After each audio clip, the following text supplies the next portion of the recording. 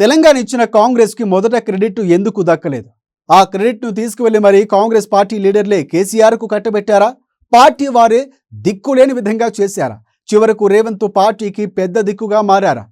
సీఎంగా ఎదిగి ప్రతిపక్షాలు ఓచకోత కోస్తున్నారా? దెబ్బకు దెబ్బ తీస్తూ ఉండడంతో సీఎం రేవంత్ రెడ్డి దూకుడును ప్రతిపక్షాలు తట్టుకోలేకపోతున్నాయా? Let's watch the story.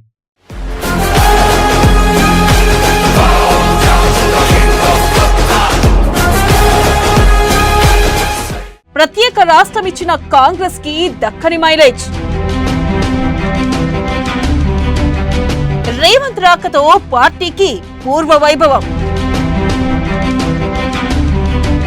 సీనియర్లను తన బాటలోకి తెచ్చుకున్న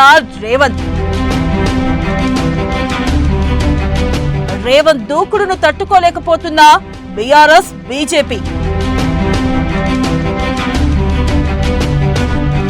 రేవంత్ దూకుడుతో పార్టీ శ్రేణుల్లో జోష్.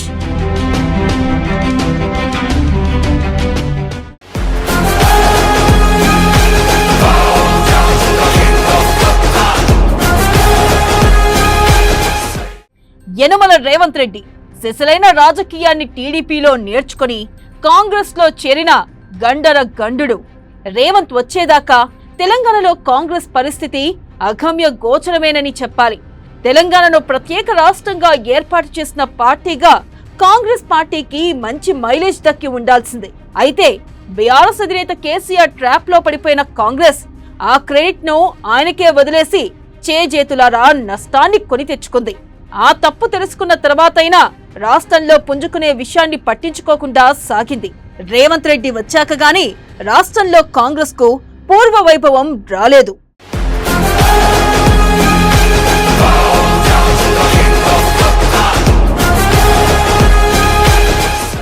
సీనియర్ మోస్ట్ నేతలను పక్కకు నెట్టేసి వారందర్నీ తన బాటలో నడిచేలా చేసుకుని నేరుగా వెళ్లి తెలంగాణ సీఎం కుర్చీ ఎక్కిన రేవంత్ నిజంగానే ధీరుడు.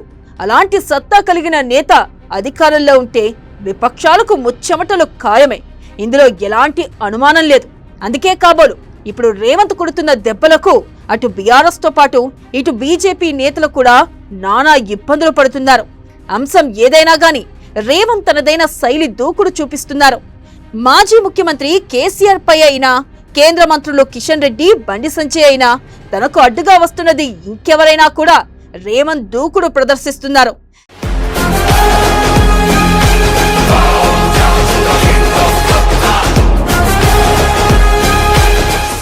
గత బీఆర్ఎస్ పాలనతో పాటు ప్రస్తుతం కేంద్రంలో సాగుతున్న ఎన్డీఏ పాలన మీద రేవంత్ ఓ రేంజ్ లో సెటైర్లు పేలుస్తున్నారు.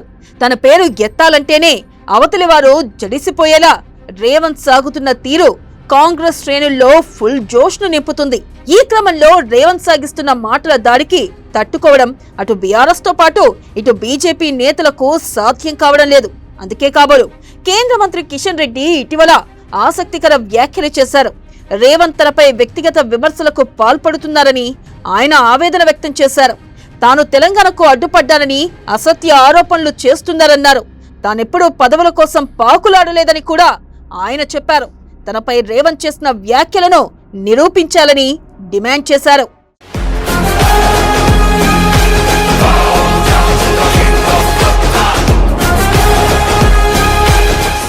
మరోవైపు బీఆర్ఎస్ వర్కింగ్ ప్రెసిడెంట్ కేటీఆర్ కూడా రేవంత్ దూకుడుపై ఆసక్తికర వ్యాఖ్యలు చేశారు. రేవంత్ రెడ్డి నీరో చక్రవర్తిలా మారిపోయారని ఆయన అన్నారు. తన తండ్రి కేసీఆర్ ను విమర్శించడం తప్పించి రేవంత్ తెలంగాణకు చేసిందేమీ లేదని కూడా ఆయన అన్నారు.